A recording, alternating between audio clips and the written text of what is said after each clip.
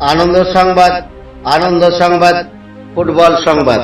এশিয়ার মুক্তিসূর্য ইন্দিরা গান্ধী স্মৃতিরক্ষা কমিটির উদ্যোগে দোগাছিয়া ইন্দিরা গান্ধী স্মৃতিরক্ষা কমিটির পরিচালনায় আগামী রবিবার ঠিক সকাল ৯টার সময় দোগাছিয়া উচ্চ বিদ্যালয় প্রাঙ্গণে অনুষ্ঠিত হতে চলেছে সারাদিন ব্যাপী এক নকআউট ফুটবল প্রতিযোগিতা, যার প্রথম খেলায় অংশগ্রহণ করছে রাজাপুর রাকেশ একাদশ বনাম ফলোয়ারি মিলন তীর্থ ক্লাব। দ্বিতীয় ম্যাচে অংশগ্রহণ করছে মা মঙ্গলা একাদশ খাগড়াকুড় কাল্লা বনাম এসপি একাদশ চাঁদপুর। তৃতীয় ম্যাচে অংশগ্রহণ করছে দোগাছিয়া ঘোষপাড়া অন্নপূর্ণা ক্লাব বনাম হাসিবুল পটল একাদশ মেমারি।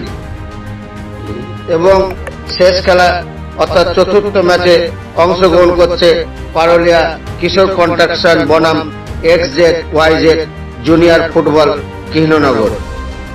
বিশেষ করে খেয়াল রাখবেন, এই নকআউট ফুটবল প্রতিযোগিতার ফাইনালের ঠিক আগেই অনুষ্ঠিত হবে একটি ফ্রেন্ডশিপ খেলা, যে খেলায় অংশগ্রহণ করছে কলকাতা ফুটবল একাদশ বনাম বর্ধমান ফুটবল একাদশ।